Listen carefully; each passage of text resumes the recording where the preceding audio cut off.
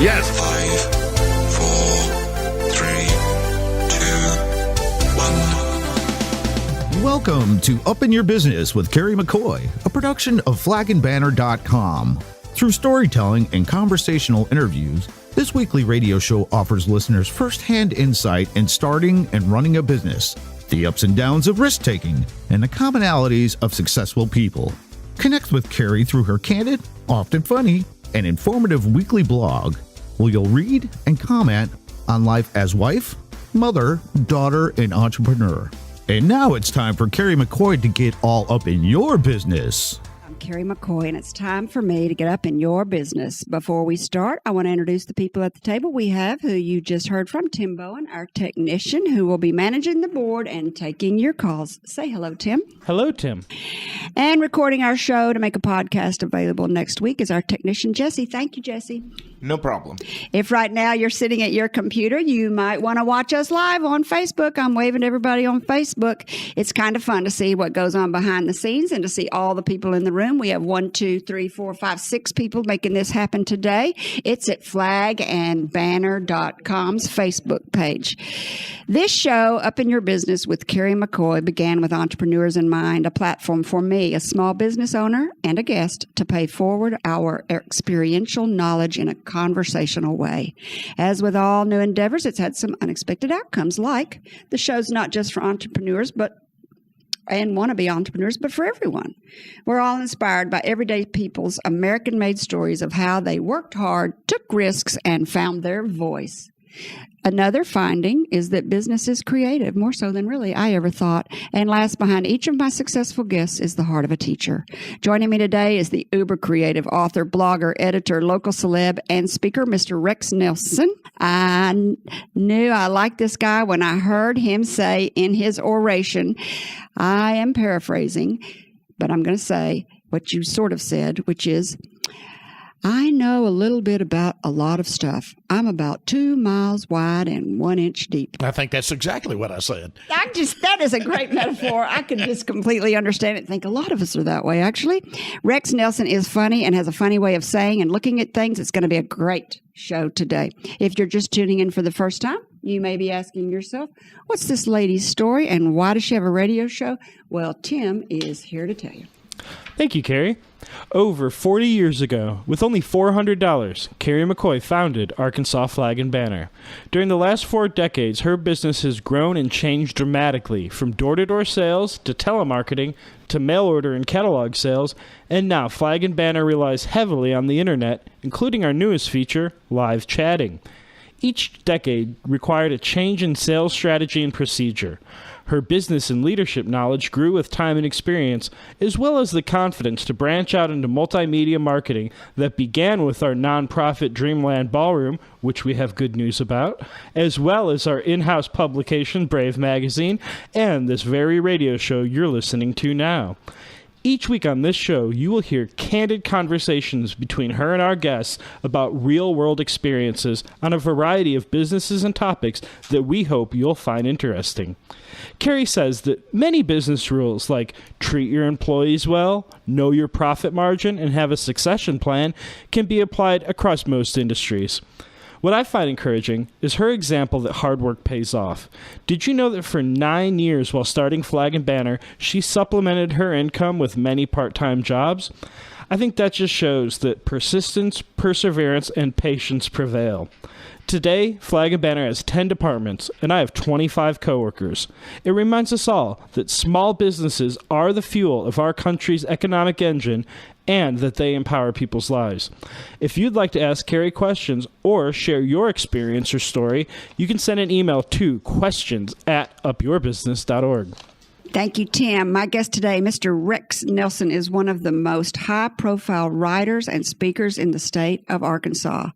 Chances are you've read some of his columns or essays in the Arkansas Democrat-Gazette. He is the author of 3 books, the first full-length biography ever written about Hillary Rodham Clinton, another biography of Arkansas educator Ben Elrod, past president of Ouachita Baptist University in Arkadelphia, and Rex's alma mater, And last, a book with a collection of his essays on Arkansas, which I bet are funny, even though I haven't read them, but I bet they are, aren't they? Yes, he's nodding his head. He's also the author of a popular blog, Rex Nelson, southernfried.com, which is really fun to read, and I recommend it to everyone. That's Rex Nelson, southernfried.com. Some interesting history about Rex. He's the past policy and communications director for Governor Mike Huckabee. He was one of 2 appointees by President George W. Bush to the Delta Regional Authority. He has been inducted into the Arkansas Sportscaster and Sports Writer Hall of Fame. And more recently, Governor Asa Hutchinson named Rex as Rural Advocate of the Year for the state of Arkansas. I don't know what that is, but we'll find out. It is a pleasure and an honor to welcome to the table the super interesting Mr. Rex Nelson. Carrie, thanks for having me. This will be fun. You've got a lot of radio experience. You and I ought to like get up and switch chairs. I'll let you host.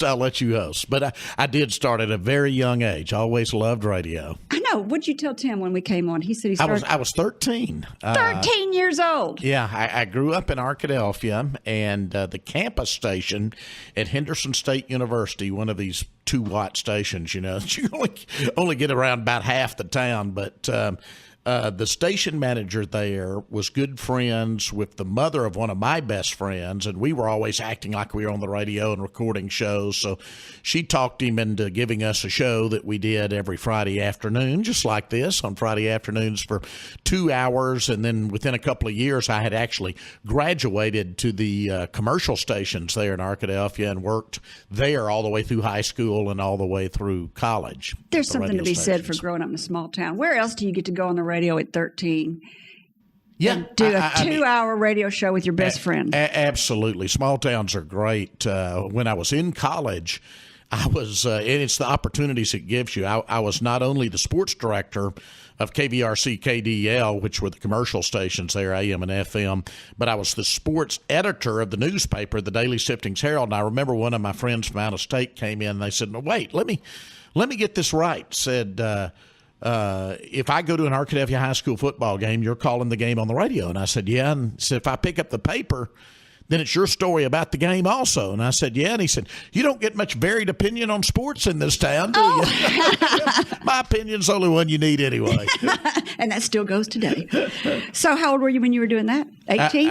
Yeah. I started as a freshman. It was interesting in that I had already gotten the job as sports editor of the paper, and I was going to be a color analyst for both the high school broadcast and the Ouachita broadcast as a college freshman.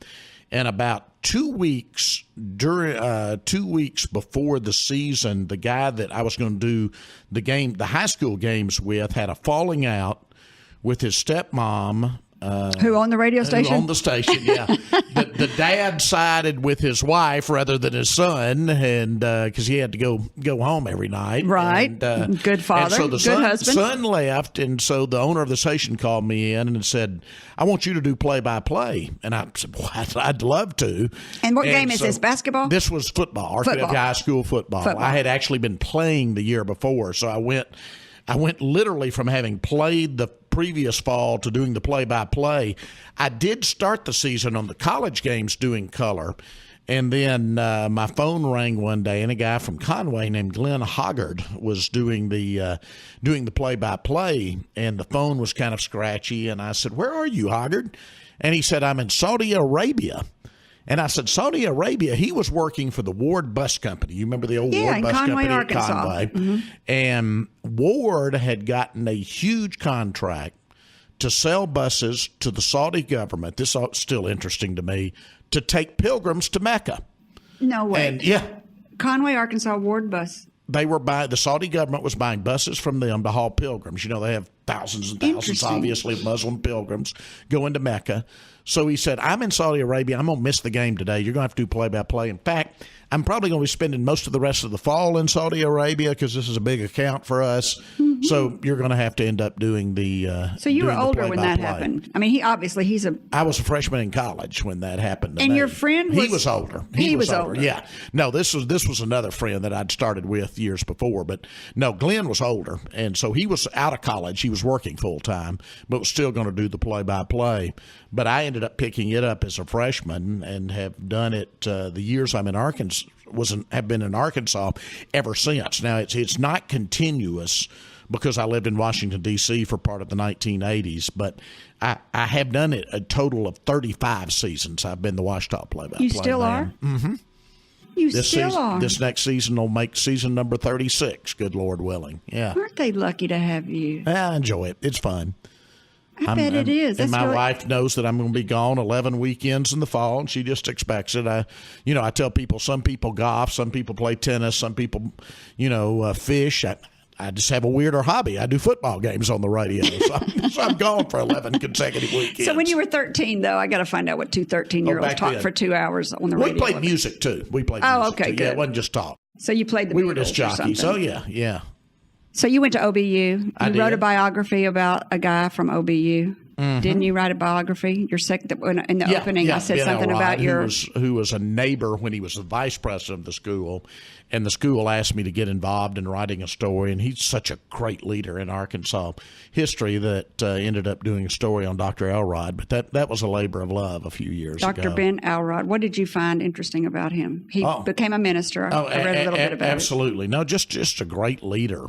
He came back to Washita. He had gone and he'd been president of other schools, but he came back to Washita when Dan Grant, who had been the president when I was in school, retired, and Dr. Elrod comes back, and it was really kind of an uncertain time because there was a big, not to get all off into that, but you may remember there was kind of a big war inside the Arkansas Baptist State Convention of, conservatives and more moderates, and Washita kind of got caught in the middle of that. It took a man like Ben Elrod to really guide the school through that, and he was just the right man at the right time. One of the true mentors in my life, somebody I look up to. That's a question I always ask people is who would you say was the most influential person in your life? Did you say it was Ben? Dr. Ben Elrod? He's up there. There are others. I was real lucky, and I've written about this, to grow up in a college town. Arkadelphia, of course, has both Washita Baptist University and Henderson State University, and I realize you take it for granted when you're a kid, but I realize now that because it was a college town, I was exposed to things, and we lived in a neighborhood. My dad was a businessman. He was not a faculty member at one of the schools, but most of the people in our neighborhood were. And so if I had grown up, up the road one way in Malvern or down the road the other way in Hope, for instance, I wouldn't have had this. But I grew up in a neighborhood with a well-known playwright, a theologian, a composer, the then Lieutenant Governor of Arkansas, Bob Riley, who was a political science professor at Washita, just this a famous basketball coach that's now in the Arkansas Sports Hall of Fame. I can just go around the neighborhood thinking of this, and it was just this rich opportunity of all of these very bright people who were college professors and administrators. And is Arkadelphia still like that? To a large extent, yeah. I mean, it's a town with only 11,000 full-time residents, but it's got 5,000 college students there. Wow. So the colleges do dominate the economy there. Yes. Your father was a small business owner. He had a sporting store. I guess this is why you love Maybe this is why you love sports. Because he was absolutely. Tell us what your father's business was. It was Southwest Sporting Goods, still in business. We don't have any family ownership of it now. The Spites family owns that business, but my dad and my uncle had started that business back in the early 1950s, basically built it through the years, kind of like you've built your business, Kerry, into the they became the top supplier to high schools and colleges around the state of athletic goods, and that's still what they do. Now, they had a retail portion there that you could go into, but I would say probably 80% of the business was actually selling directly to schools, uniforms, balls, you name it. So that was a great place for him to live also. Oh, it really was. Because he had two great customers right there in town. But he traveled the whole state, he and my uncle. Did you travel with him? Oh, yeah. I took a whole year actually, and I think that's when I gained my love of traveling Arkansas. My birthday is September 2nd, and rather with school starting right then, rather than being the youngest one in my first grade class, my dad wanted me to be a little older, and so I tell people I flunked kindergarten and had to go a second year. But rather than going to much kindergarten, and we had private kindergartens back then, Mrs. Butler for me, but rather than going to another year of kindergarten, I actually traveled the state most of that year with him. And we'd go out on the road, sometimes spend. What, were you 5 or 6? I was 6, And what did you learn while you were traveling? I just learned so much. I mean, early in the school year and late in the school year when it was warm enough, we'd stay at a Holiday Inn, and, a small town boy, that's a big deal. Get to swim. He'd let me swim in the pool, or we'd get out and we'd wade in the Caddo River. At Caddo Gap, he'd stop along the way. It was, how much better can you have than traveling with your dad around the state at that age? Yeah. Yeah, that is where you fell in love with Arkansas, probably. Yeah. Oh, yeah. He went to every little school. A lot of them don't even exist anymore. I think this is a great place to take a break. When we come back, we'll continue our conversation with Rex Nelson. And I don't know what we're going to talk about because his knowledge is 2 miles wide. And like he says, it's 1 inch deep.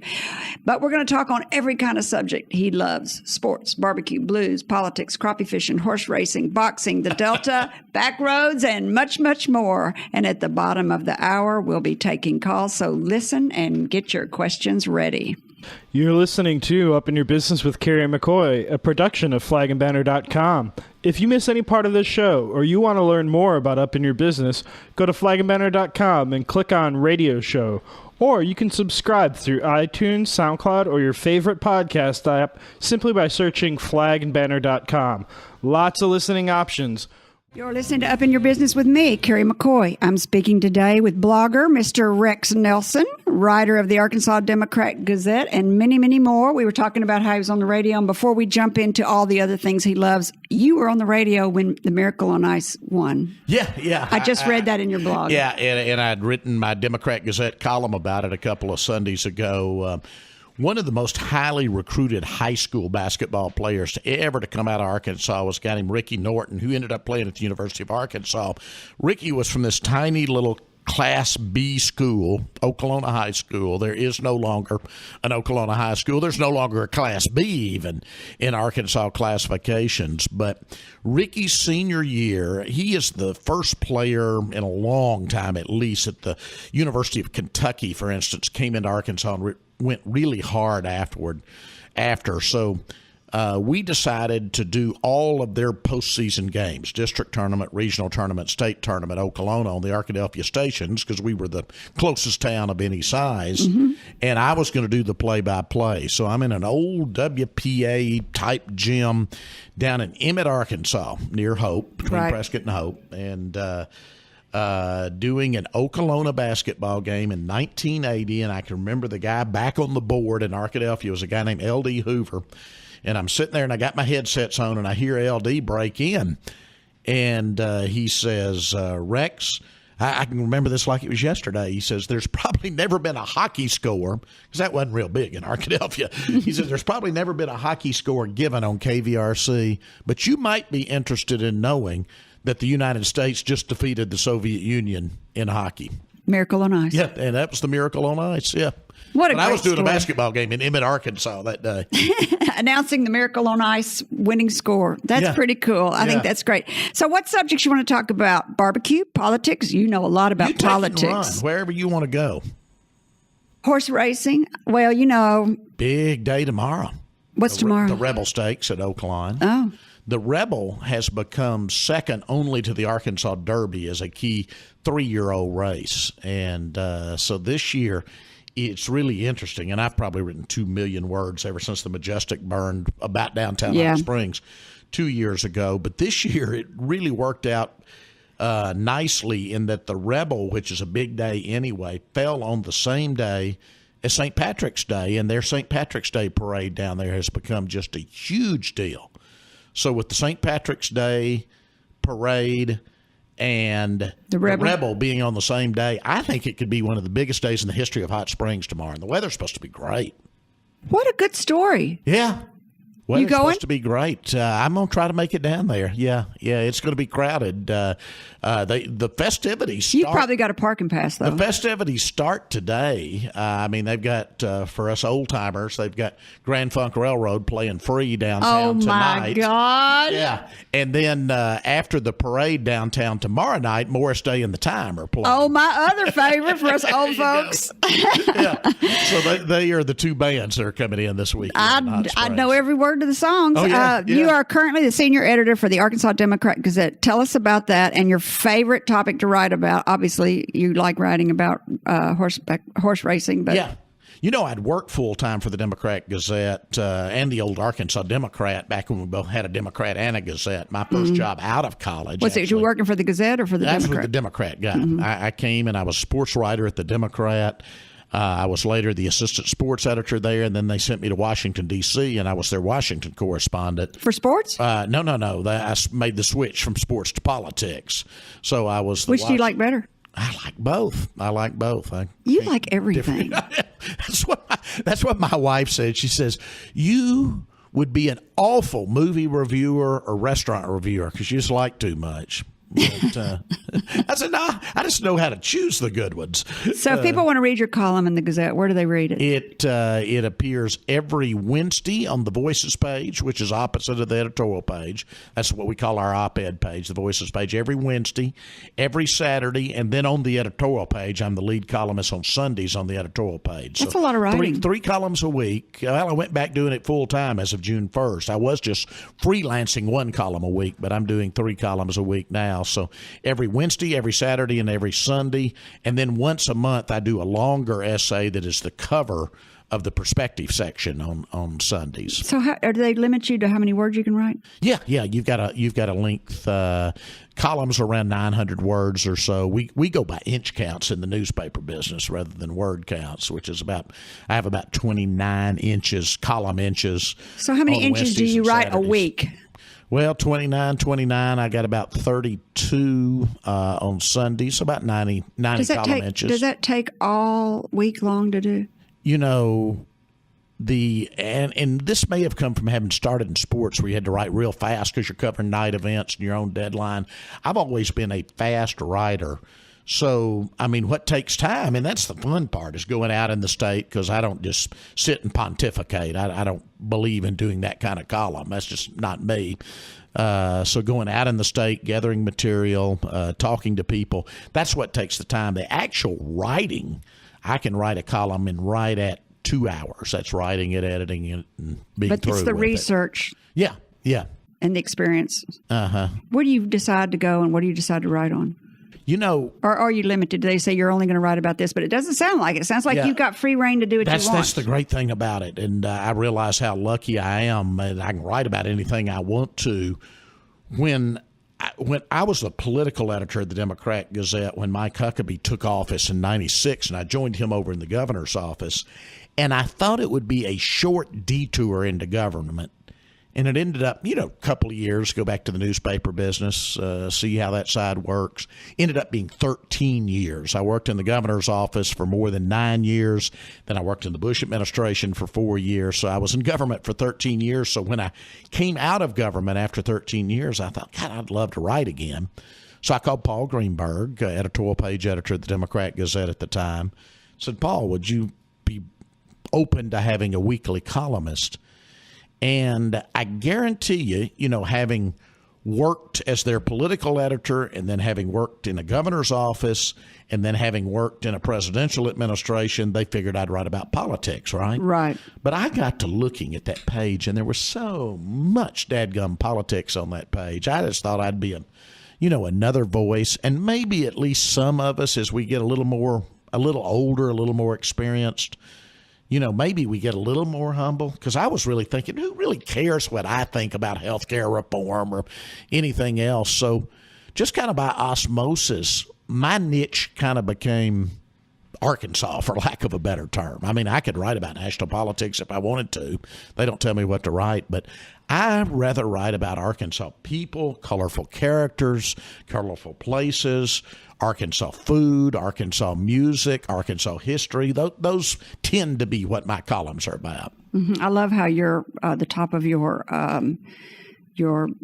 Rex Nelson SouthernFried.com page talks about exactly all those things. Yeah, it's just a string of all those things you like to talk about. What's your favorite place in Arkansas? My favorite place in Arkansas. Do I have to pick just one? Isn't Arkansas divided into, don't you think Arkansas has two completely different cultures? Yeah. Or do you think it has more than that? I think it probably has more than that.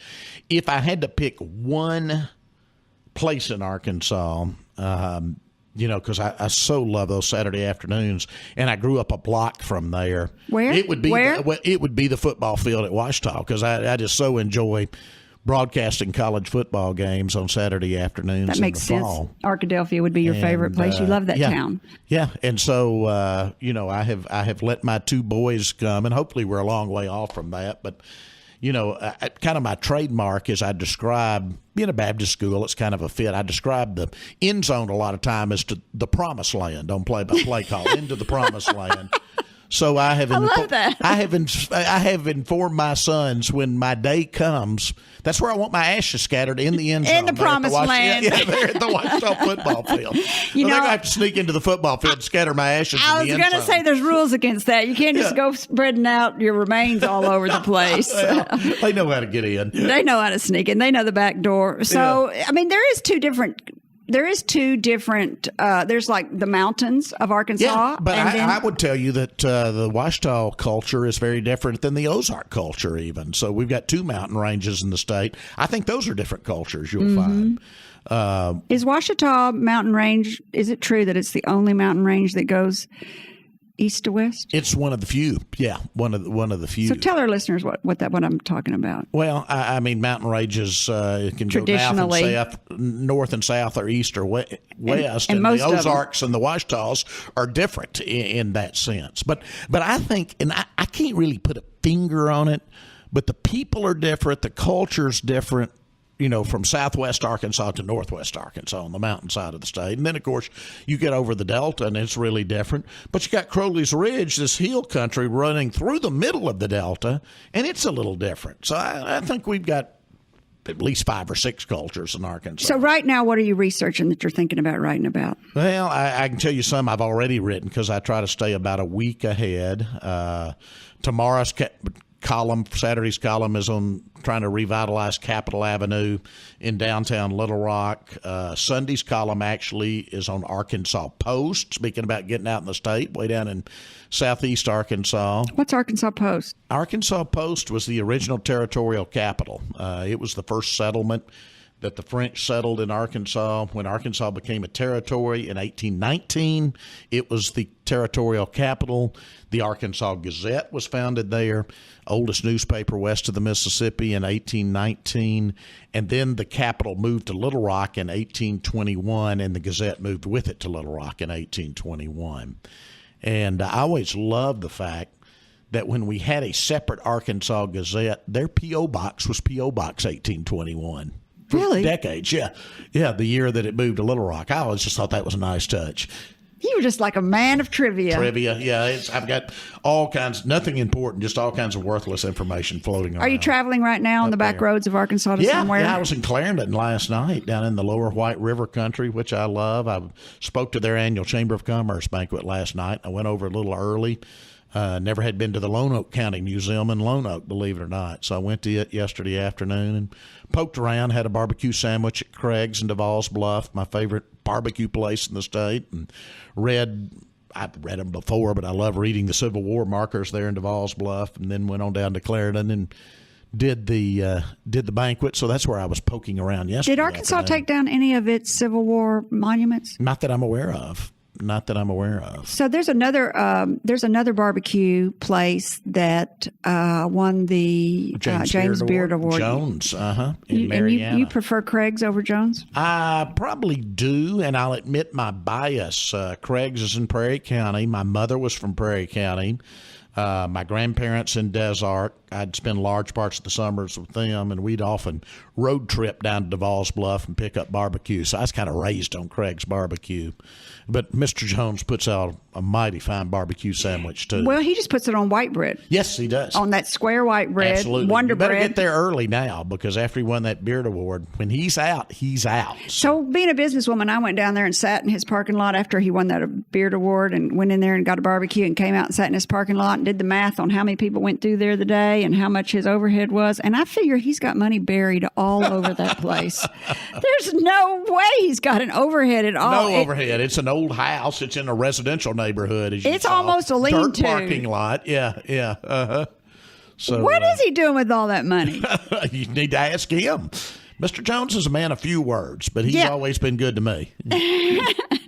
All right, it's time for us to take another break. We're at the bottom of the hour. When we come back, we'll continue our conversation with super interesting and observant Rex Nelson. We'll hear more stories and get his opinion on more stuff. Maybe we'll talk about blues and politics and crappie fishing. We've got lots of things we've left off. And if you've got any questions for either of us, Tim will give you the phone number when we come right back after the break. You're listening to Up in Your Business with Kerry McCoy. If you miss any part of the show or you want to learn more about Up in Your Business, go to flagandbanner.com and click Radio Show. Or you can subscribe through iTunes, SoundCloud, or your favorite podcast app by searching for flagandbanner.com. Lots of listening options. We'll be right back with the phone number for calling in. Arkansas Flag and Banner is proud to underwrite Up in Your Business with Kerry McCoy. McCoy began this broadcast a year and a half ago with the intention of offering a mentoring platform for those with an entrepreneurial spirit. Through candid conversation and interesting interviews with business and community-minded Arkansans, listeners gain insight into starting and running a business, the ups and downs of risk-taking, and the commonalities of successful people. Kerry McCoy, founder and president of Arkansas Flag and Banner, believes in paying knowledge and experience forward and developed this radio show as a means of doing so. The biographies, life experiences, and wisdom of her guests would likely go unheard if not for this venue. Rarely do people open up for an hour to an audience about their life, mistakes, triumphs, and pitfalls. This unique radio show allows the listener intimate access into the stories of prominent leaders in our state. I am Adrienne McNally, manager of the Arkansas Flag and Banner showroom and gift shop, located on the first floor of the historic Taborian Hall on the corner of 9th and State Streets in downtown Little Rock, Arkansas. In business for 43 years, we offer an old-school shopping experience with front door parking, clerks to help you, and department store variety. Open to the public Monday through Friday, 8 to 5:30, and Saturday, 10 to 4.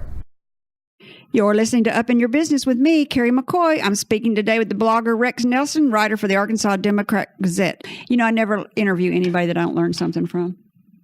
I mean, never. Interviewing's fun. I love interviewing people. I love it. I'm an experiential learner. I don't like to read to learn. Unlike you, you're a reader. And so every time I have to interview somebody, I just learn all kinds of interesting stuff. Yeah. At the break, Tim was asking Rex where the best hamburger was in town, and he wouldn't commit because he likes everything. I like too much. You mentioned, as we were talking off the air, the Buffalo Grill. When I first came up here as a sports writer, I lived in the old Riverdale apartments there that later burned down on Riverdale. And in 1982, I can remember because I started alternating between the two for lunch. That's when Buffalo Grill and Faded Rose both opened there next to each other. Yeah. And I wouldn't go into work because in sports, your action's at night, you know. So I'd go into work about mid-afternoon. So I got to where I would go to a late lunch at 1 or so and alternate between those two places every day. They're both still when really I was a young good. Sports writer, yeah. And then there's the bandbox, and then there's the sports page. That's another good I one. miss Arkansas Burger Company, which closed. Oh, yeah, I forgot about that place. Really liked it, but it's about to become a barbecue place. So there you they go. should be opening any day now. Casey's, which is a rebirth of a place that used to be on Reservoir. I don't know if you ever went there. That was there years ago. Oh, was it on Casey's Reservoir or was it on Barbecue. 12th Street? I was on Reservoir. Oh, it was Tom's that was on Tom's 12th was on Street. 12th, which was about the size of this chair. Little bitty place. That's exactly right. All right. We're going to talk about sports. We're going to talk about the tournament coming up.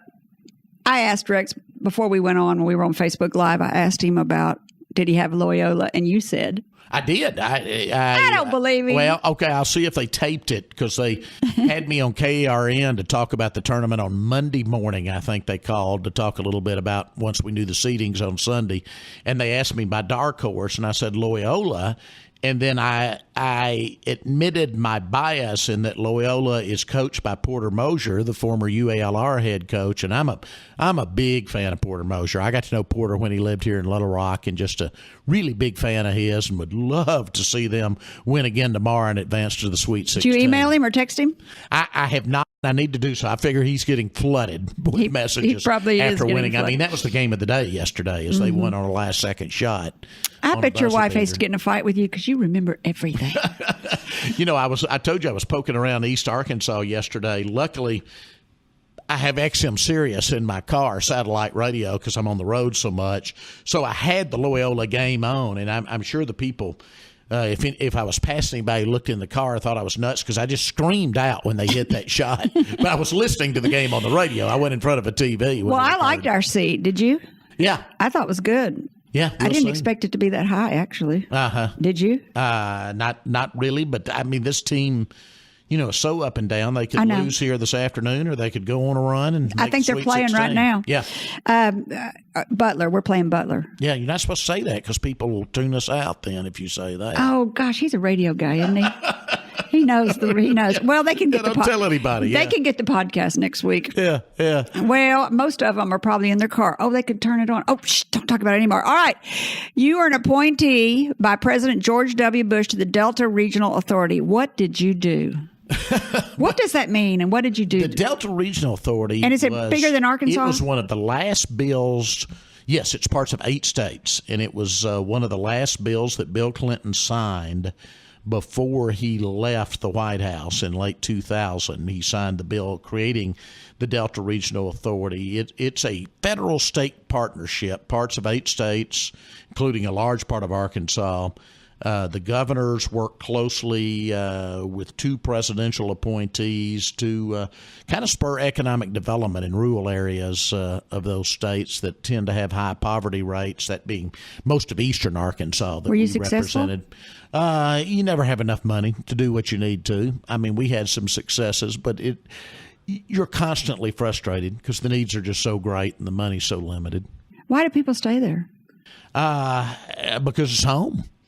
Because it's home and they love it. I love the Arkansas Delta, and it may come from the fact that my mother's from East Arkansas, even though I grew up in Southwest Arkansas. I mean, I just have so many friends. Saw a lot of friends over in Monroe County last night when I was over there. It's a really interesting area, but I think there's some potential for some good things to happen. What does a past policy and communications director for Governor Mike Huckabee do? Because you were also that.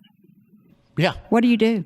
Well, I ran our communications operation, our policy shop. So I had a number of people in the governor's office that reported to me, and I was also one of the lead spokesmen for him to the media. So I spent a lot of time dealing with the media. You did press in conferences? those years.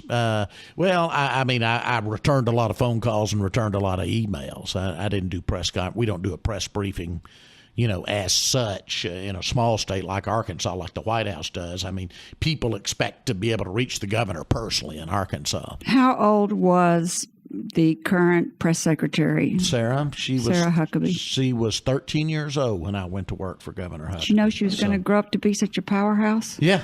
She Sarah's always been smart. I was going to say, was she bossing you around? Maybe she learned a little bit from me. I don't know. You'd have to ask her that. Oh, that's nice. Yeah, during her teenage years. But I worked for her dad, you know, from when she was 13 till I guess she was 22. How old is she now, you think? She 30-ish? Yeah. So you've known her a long time. Known her a long time, yeah. She's a powerhouse up there. Mm-hmm. Some interesting trivia about you. You were inducted into the Arkansas Sportscasters and Sports Writers Hall of Fame, and you should be. But how did that come about? They called and said they do a vote among their membership. And somehow they had voted me in. I mean, they've got some big names through the years that have gone in there, but I guess I got lucky. This thing's based in Conway, And Conway was what I refer to as an old AIC town, AIC being the old Arkansas Intercollegiate Conference, which Washington Henderson, my hometown, was in, and UCA and Hendricks used to be in the AIC. So I grew up writing about that conference a lot and broadcasting games in that conference. So that probably gave me a little among the people who were voting, gave me a little bit of an advantage.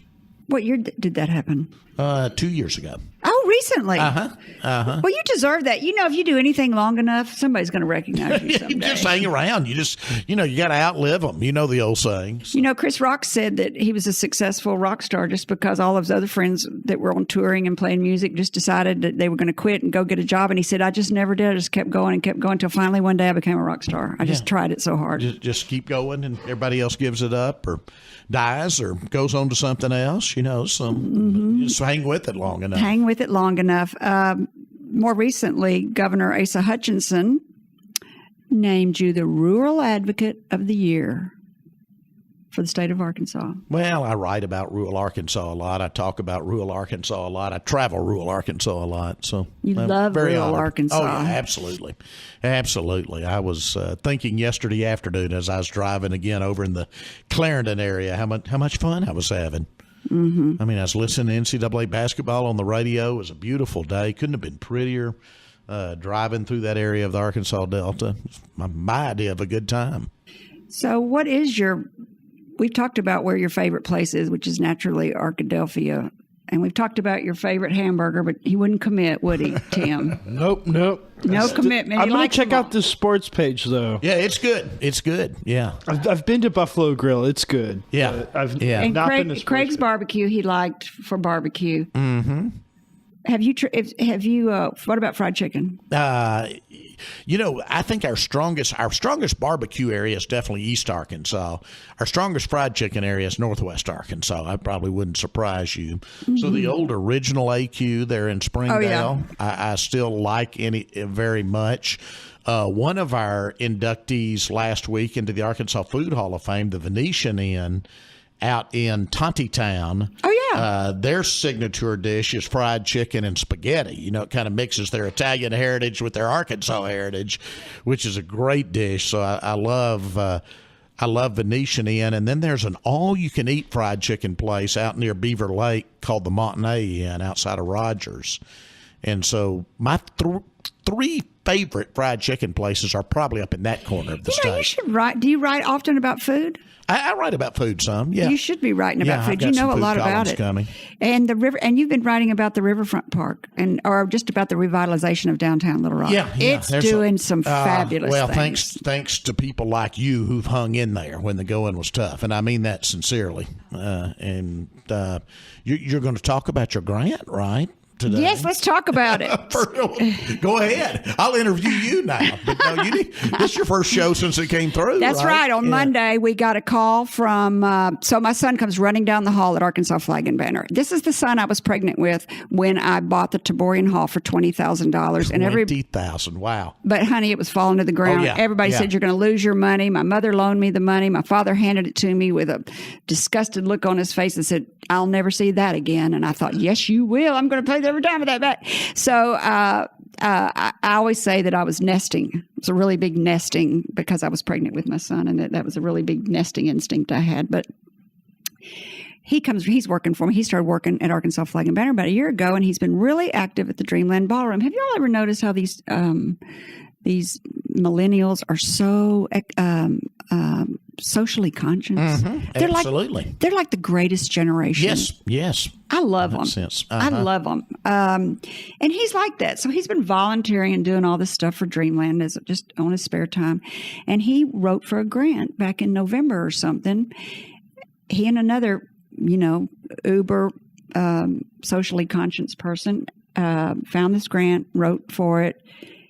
And it's been months we've been calling and checking on it. And Representative French Hill, his assistant, Chloe Maxwell, has been checking on it for us. And just no news. Well, finally, he comes running down the hall, and he's running in there, and he's got something on his phone, and he's trying to pull it up, and he's trying to put it on speakerphone, and he's got a message, somebody left him a voicemail. And I'm like, what is wrong with him? And finally it comes on, and it says, this is the National Park Service calling to tell you the Dreamland Ballroom has just received a $499,000 grant for an elevator. Wow. It was shocking. They just left it on his phone, on his voicemail. Yeah. So I instantly sent a email over to Chloe Maxwell at French Hill's office and said, we got the grant, and bring, my phone rings. I pick it up, and she said, I've known for 2 hours. I've been dying to call you, but I couldn't. That is very exciting. Congratulations. Thank you. French called me. He was out of town, and he called me earlier. He called me yesterday or so, and he said, that's just a perfect example of if you just keep at it and work hard, someday it will pay off. And that's just like you getting that Sports Hall of Fame award. I mean, you just work hard and keep your nose to the ground. Absolutely. And that's what you've done there, yeah. Everybody always asks, I think we're getting a phone call. What's the key to success? And I'm like, don't ever quit. Yeah, just keep plugging. We're going to take a call here. Hello, caller. You're listening to Up in Your Business with Kerry McCoy. You're on the air. Hey, Kerry McCoy. My name is Ann Rhodes. There we go. I'm certainly enjoying your show today. And I just wondered if you might ask your guest if Huffy had any influence with his great career. My cousin trying to put me on the spot. My dear cousin. And she's trying to put me on the spot on the radio. Yeah. Well, I didn't mention the matches, just Huffy. Thank you, Ann. We used to spend a lot of time together as kids. Yeah. Yes, he had a radio show, Kerry, back when he was probably about 5 or 6. An imaginary radio show, yeah. And we would get in trouble because we would hear his mother's heels digging in the hallway because we were supposed to be asleep. But I really think Huffy gave his career a boost. What does Huffy mean? It was an imaginary character. You know how you have imaginary characters when you're kids. Later on, I'll let y'all get back to it. Thanks, Enjoy the Ann. show. Hope y'all have a good weekend. All right, thank you. Bye-bye. So you were pretend playing at 6 years old to be on the radio? Yeah. You do love it. What do you call people like that? Audiophiles? That's one of them. Radiophile. Yeah, and I always loved newspapers too. I collected newspapers as a kid. So my parents' attic was the biggest fire trap in the south half of the state. And I remember my dad saying, why can't you collect coins or stamps like other people? Because they're small. Newspapers are heavy. Yeah. Heavy. And they became a big fire trap. Do you still have them? I actually, when my parents passed away, I thought about keeping that house. It took us forever. We had 50 years worth of stuff in there. And my sister did the yeoman's work of cleaning it out. And I ended up donating that newspaper collection to Ouachita, basically just because they were willing to come pick it up. You know how archivists are. Don't throw away anything. I thought, well, great. And my wife gives me a hard time. She said, most people have to either throw stuff or they have to rent a storage shed and pay for it out of their pocket. You somehow pawn your stuff off on your alma mater as quote unquote papers, and they come and pick it up. But I knew the head of the archives there. So I bet your house is like that too. Is it wall to wall with stuff you collect? I got a lot of books, a lot of magazines, a lot of newspapers in the house. Too many, according to my wife. So before we went on, I asked you if you could not write. No. And that's one reason I went back to full-time writing. I had a very good job and left on good terms at Simmons Bank, but I had this opportunity to become a full-time columnist and do 3 columns a week instead of 1 back in June, and I jumped at it. There are too many stories I want to tell around Arkansas, and I was afraid I'm careful how I say this. This almost sounds egotistical, but there are a lot of stories out there I was afraid if I didn't tell them, they weren't going to get told because other people were writing. No, that's exactly right. Other people were writing about other things. It's a responsibility to do that. And I wanted those stories told. That's exactly right. Yeah. I'm going to tell everybody we're listening to Up in Your Business with me, Kerry McCoy, and I'm speaking today with author and blogger Rex Nelson, writer of the Arkansas Democrat-Gazette. And when he was talking earlier about when you left Simmons Bank, you used to also be the Simmons First National Director of Communications, but you're not doing that anymore. You did write you wrote the very first full-length biography on Hillary Rodham Clinton called The Hillary Factor. Yeah. Talk about that. Well, this is almost embarrassing, too, because I remember, well, I'll tell you why. I remember going to one of these writers' conferences, and all of these people who'd written, what they thought was the great American novel, and some of them had written nonfiction, and so they were all saying, well, how do you get published? I've been turned down. You're this by 20 publishers. I've got this manuscript. I keep getting turned down. And I almost felt embarrassed to tell them the truth, and the truth was, I had a publisher beg me to write something that I really didn't have time to do and didn't want to do, and turned him down 3 times, and he kept calling because I was political editor of the Democrat-Gazette. Bill Clinton had just been elected. We were going from 1 full-time person to 3 full-time people in D.C. I had to supervise all of them, help them get a new bureau set up. I was just busy. And this guy said, well, I was given your name, and what he was looking for was a very fast biography. It's not anything that's going to win a National Book Award, but a very fast biography of the new First Lady. Other people had done plenty on Bill, but they wanted something on Hillary. So I didn't even start till after the inauguration. So I started the book in late January. I had to have 100,000 words to them by the 4th of July, or by July 1st, I think. And in addition to your job, in addition to my real job, and our first son was born during that time too, who I never saw. And so I would do the book. I was doing it from the newspaper office because that's where all the files were.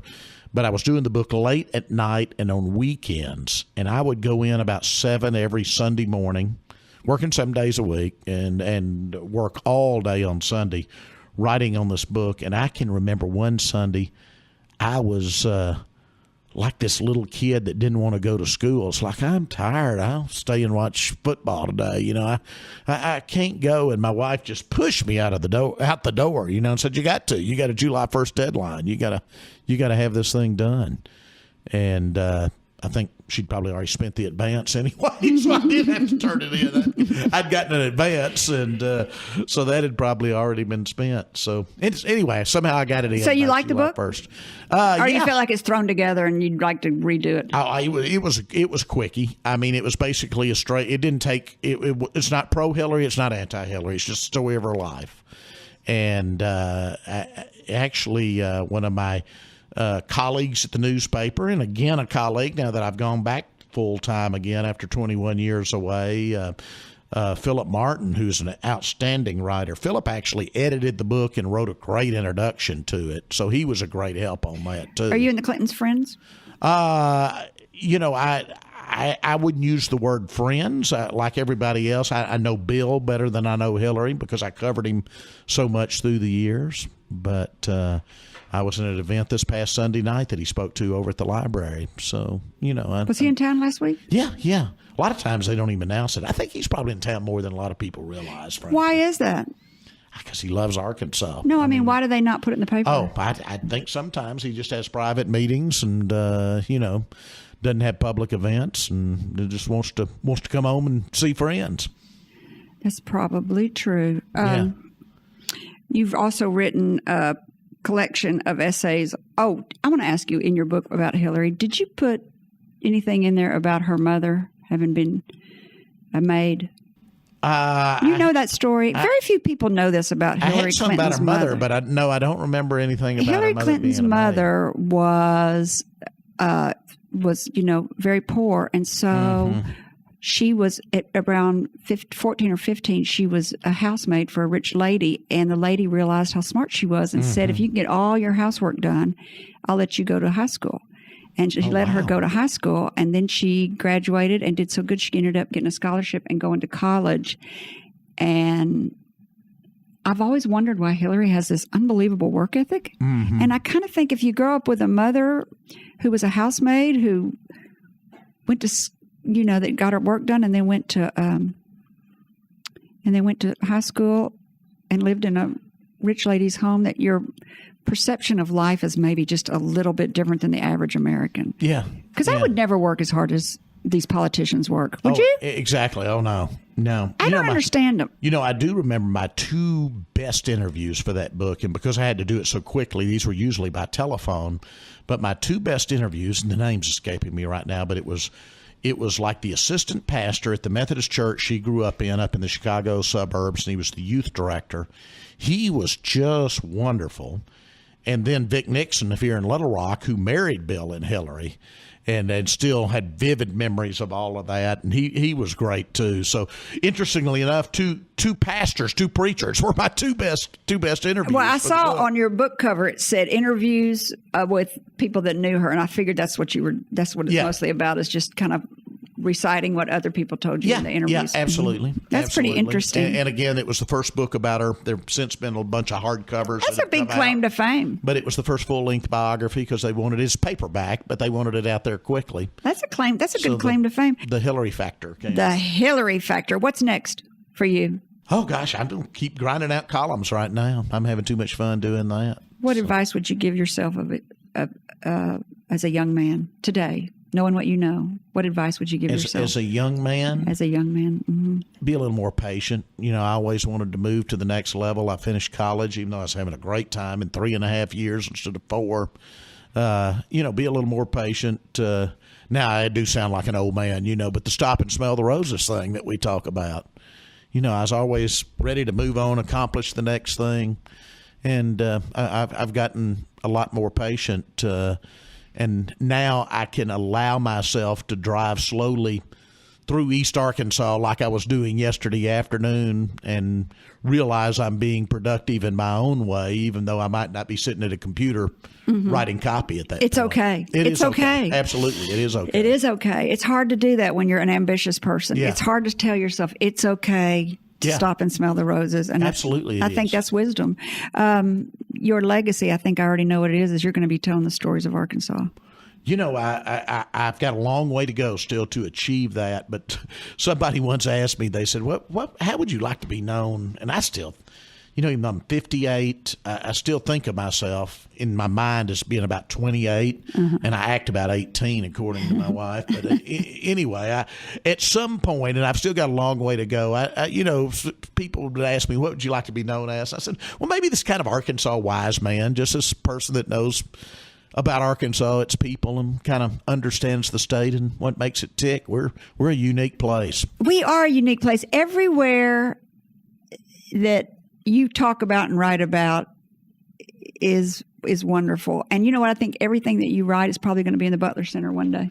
Well, we'll see. We'll see. So when I told my people at Arkansas Flag and Banner you were going to be on the air, Jeff Roper from the showroom said that you'd called in order to book that you forgot to pick up. Oh my gosh, I did forget to pick up. No, you're not. It's your gift, and it's been signed by Jeff all the people. Jeff emailed me that, and I did forget. Oh my gosh! That's the other thing about getting older. You've embarrassed me like my cousin did on the air. I told him I'll be by next week to get that. And that's been several months ago. He said, "Oh, Rex has got a book I've been saving for him here." So thank you for coming on the show. Thanks, Kerry. It's for all of our listeners. It's a recipe in perpetuity, the timeless tastes and tales from the residents and the future residents of the Mount Holly Cemetery. It's a great cookbook. It's a great cookbook. Yeah, absolutely. Thank you. I think that's the last one I have, too. I think you got the last signed one. Thank you. And finally, to our listeners, thank you for spending time with me. If you think this program's been about you, you're right. It's also been for me. Thank you for letting me fulfill my destiny. My hope today is that you've heard or learned something that's been inspiring or enlightening, and that whatever it is, will help you up your business, your independence, or your life. I'm Kerry McCoy, and I'll see you next time on Up in Your Business. Until then, be brave and keep it up. You've been listening to Up in Your Business with Kerry McCoy, a production of flagandbanner.com. If you miss any part of the show or want to learn more about UIYB, go to flagandbanner.com and click on Radio Show. Like us on Facebook or subscribe to her weekly podcast wherever you like to listen. All interviews are recorded and posted the following week with links to resources you heard discussed on today's show. Underwriting opportunities available upon request. Kerry's goal is to help you live the American dream.